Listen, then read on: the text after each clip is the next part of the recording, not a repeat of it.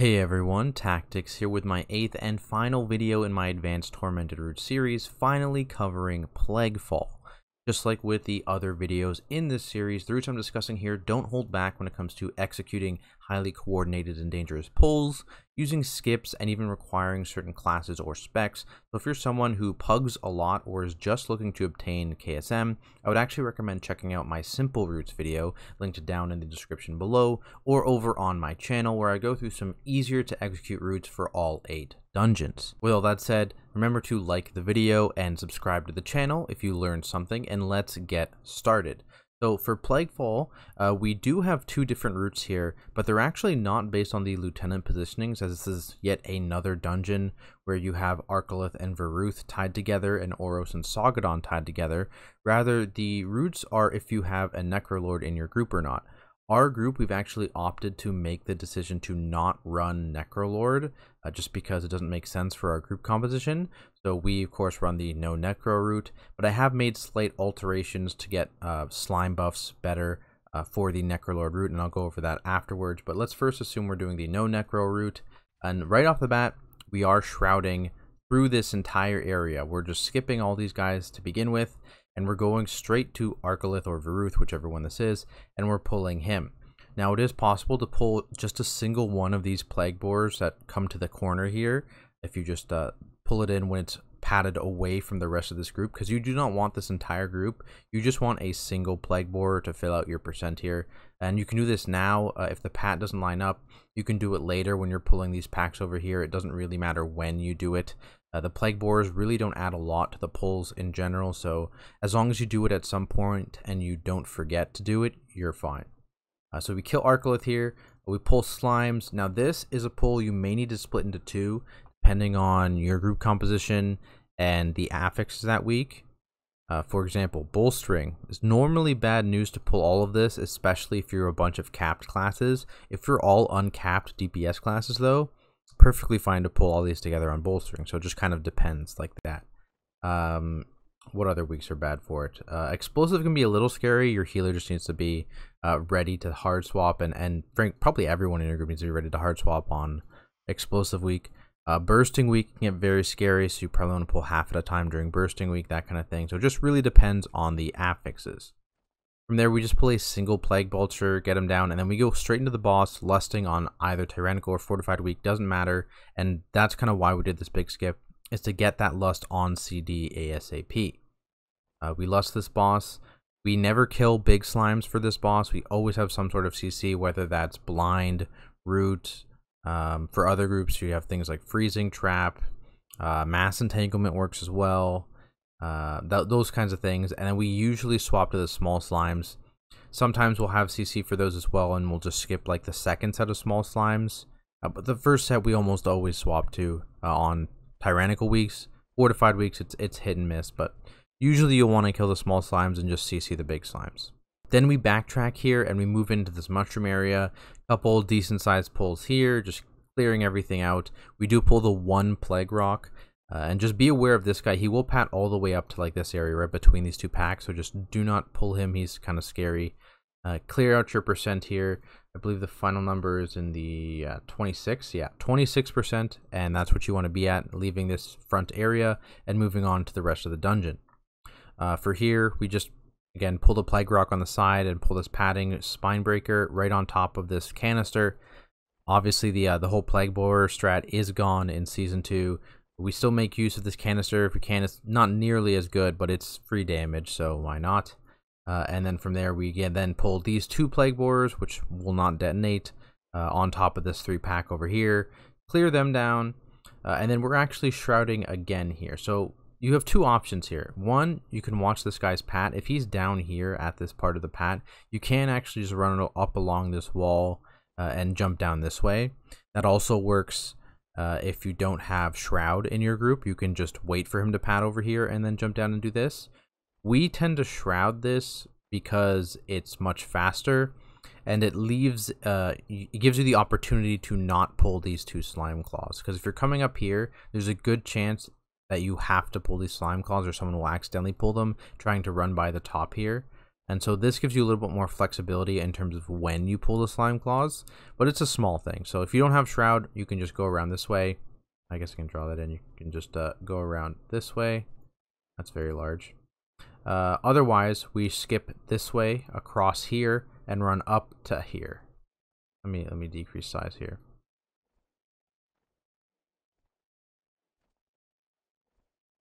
Yeah, otherwise that is the Shroud we end up using. So you jump from the top of this hill here down to the bottom on the other side of the river so you don't accidentally touch it. And then you just run around this pack and end up over here. Now, this is where things get a little bit interesting. So, if you recall, Season 2 changed this mini-boss to only spawn 4 waves of Plague Borers. And we are trying to chain pull to make the best use of those Plague Borers. So what happens here? We pull these 3 together, and we drag them on top of this tentacle, and we grab the first set of Plague Borers, and we detonate them here. Note, if you guys, I don't know, die, if someone dies, accidentally pulls something here, you have to mass res them, you walk too far forward, you will start the spawning process for these Plague Borers. So just be very, very careful. As soon as they start spawning, they've started spawning. So you got to use them or you'll lose them. So we try and pull these 3 on top of this tentacle. Soggodon is a little scarier. You'll want to try and proc the spawn of the Plague Borers with pulling Soggodon so that he does his pull in before the detonation happens. Because if he pulls you in during that Plague Borer detonation, that's a full party wipe, right? So be very, very careful with Soggodon here. Oros, you just need to be aware, just be dodging. And it is super important to note, DPS players, your damage in this entire haul here does not matter. Your goal is to live. That is it. So do your best to live. Don't stand in the bad stuff here. Focus 100% on dodging and just try and stop those Plague Borers from doing their casts. And that's really all you need to worry about as a DPS player. So like I said, we drag these 3 on top of the tentacle here. First detonation. Then we'll drag Oros, because these 2 should be near dead or whatever's left of them, with whatever's left of Oros, which usually isn't too much, onto this next tentacle. Detonate. Oros will die. Everyone can pick up their powers here. As a tank, I may or may not get the opportunity to pick up my power here. It's not the end of the world for Oros. For Soggodon, you'll likely want to try and pick up that power, but for Oros, I just don't worry about it at all, and I just run forward and make sure I have the Plague Borers in the right spot. The 3rd detonation goes right on top of the Blightweaver mini-boss, and then for the 4th detonation, right after the 3rd Plague Borers detonate, we have our Rogue go down and pull these 3, and then come all the way back up. So the 4th detonation rather finishes off Blightweaver, and then also kills these 3 things. So 4 detonations, 4 good uses, and we kill all this stuff within the gauntlet here. This is a little hard to execute. Like I said, it's very, very quick. There's a lot of things going on that can kill you if you step in the wrong spot. And it's just in general something that will take several pulls to get used to. I mean, we're a few weeks into the season now, and we've gotten to the point where we're now consistently able to execute this like 100%. But early on in the season, it was a bit of a mess. So it'll take some practice, but it is definitely worth the time save, in my opinion. From there, pretty straightforward. Kill this stuff. You may or may kill this pink pack or the mini boss here first before the boss, depending. Often we get here and the boss is in the middle of this pack, so we just walk up, kill this guy, come back down and kill these guys. Either works, whichever, depending on your boss padding, doesn't really matter here. And then we move forward here, small pack, drag these 2 guys on the island on top of this big pack here. They're both at half health as well. This pack dies very, very quickly. Move forward here, we have this 2 pack right on top of the mini boss, whether it's Soggodon or Oros, doesn't really matter. Kill them. We then get the stealth ambusher out of stealth here, and we pull them on top of these 2 guys here. And then it's pretty W key from here on, right? We're just killing this pack, going to the boss, going downstairs. And like I said, this is the no Necrolord route. So this is designed to ignore these slimes in the corner because they're a bit annoying to pull over here. And just kill all this stuff down here. I believe the number is like 84.5. Yeah, so you're looking to get 84.5% before jumping down. That is your percent number on the no Necrolord route. And straightforward again. Ichor doesn't get affected by any affixes. The only thing you want to be worried about is Sanguine. Don't drop any Sanguine puddles on Ichor. Aside from that, we just pull it all at once, AoE it all down. You know, don't get hit by things. Don't do this on bolstering though. That turned out to be very bad. They bolster each other and they end up just one-shotting the first person they hit. So yeah, that's scary. But aside from that, you can just pull all this stuff together. Not a big deal. But yeah, that is the no Necrolord route. So when you add a Necrolord, some pulls change slightly so you can take better advantage of these slime buffs here. So you can see, like, we just ignored the slime buff over here. Red slimes are like by far the best slime, and we just didn't pull this at all because, I mean, obviously we can't take advantage of it. We don't have a Necrolord. If you have a Necrolord, all of a sudden a few pulls change. So at the beginning here, we don't pull a Plague Borer, and in these packs here, we don't pull a Plague Rock. Those just don't happen, and we make up that % later on in the dungeon. Namely here, when we do this double pull, you can also grab this pat, because it'll pat back and forth. So when this pat's a little closer, you grab them, and this gives you your slime buff, which you'll have through the entire gauntlet and bottom part here. So that's a nice little boost there. We also ignore these slime claws here. So if you're going around, you want to hug this wall and go all the way around to try and dodge these two if you don't have Shroud. Otherwise, if you're shrouding, like I said, you just go through here, you just pull the mini boss, and you have no worries about pulling the slime claws. They won't pull. Same gauntlet deal here, just without the 2 slime claws. And then the only other change comes down here, because now, of course, we've skipped a bunch of stuff, so we're not going to be at 84.5. We're going to be at 81.5. 81.5 is the magic number going down here. And this, now we go, when we pull these 3 over to these 2 and kill those together. Fleshcraft shouldn't be on cooldown for this. I would actually recommend the Necrolord player in your group running back after you've killed Iker, fleshcrafting on the stuff then to get the buffs for the entire Stradama fight. This pull in particular, though, is a little sketchy in terms of grouping. What we end up doing is we have a ranged DPS come stand over here. The tank kicks the red slime first, moves down. The range gets the second red slime kick.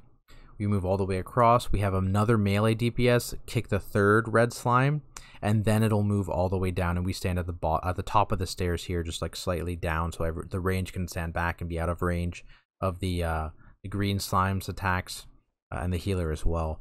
And the reason we have to do this is because the red slime will actually just hang out here and spam cast at nobody if you don't chain kick it to move it. So you do need to chain kick it to get it all the way over here.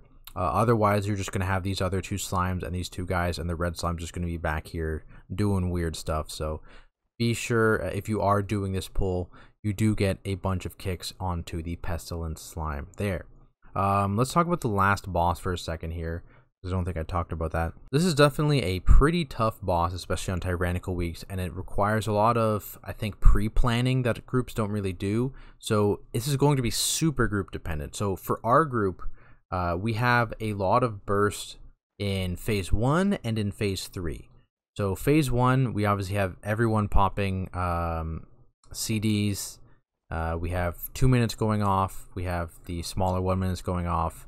And so we have a lot of damage in phase 1 to the point where that we're able to push them before the second rain on tyrannical weeks without bloodlust at all, right? So we're able to do that. But then we lose gas in phase 2.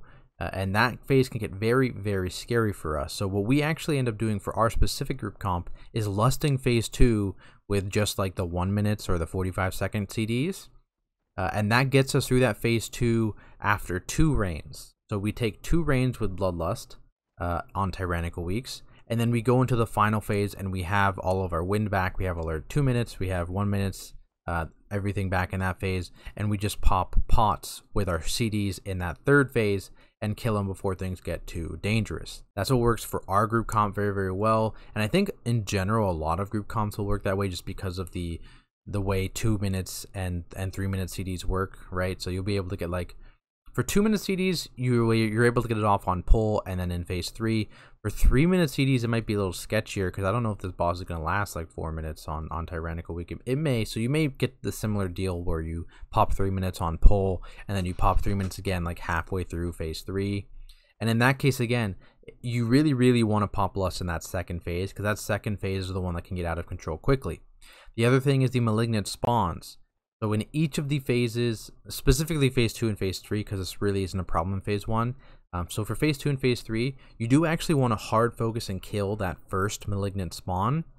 And then with the second malignant spawn, we tend to ignore and hard focus the boss itself so that we don't get overwhelmed by malignant spawns. Because if 2 is up at the same time, that can start to be a bit of a problem. So we kill that first malignant spawn, and we don't worry about the second one, and we just tunnel the boss to try and skip or get through it before the next rain even happens. And that's kind of the main plan there. We also rotate defensives for the rains, so we only have one disease dispel. If you have something like a monk or anything like that as a DPSer, you'll have a second disease dispel, which can be useful. But we have some immunities instead, so what we do is we rotate ice block, we rotate cloak from the rogue, and the warrior, of course, will have a spell reflect for the magic DR every time. So that's what we kind of do. We just rotate those big CDs so that less people need to be healed through those rains. And we also just rotate things like rally, things like barrier, those kind of big DRs. Just overlapping things is definitely a big no-no for this fight. So if you just pre-plan your cooldown usages, your defensive usages out beforehand, this boss actually becomes a lot easier to deal with. But there we have it, guys, my advanced tormented route for Plaguefall. Remember, if you found this video helpful, be sure to leave a like and subscribe to the channel for more content like it. With the routing videos done, I'll be posting commentary videos of myself running high keys from a tank's perspective, including all of the routes I covered in this advanced video series, so be on the lookout for those. Got any questions regarding the route, Mythic Plus, or even just tanking in general, feel free to leave a comment down below, or you can come stop by my Twitch channel at Tactics, and I will do my best to answer. That is it for me, though. As always, thank you guys so much for watching, and I will see you all in the next video.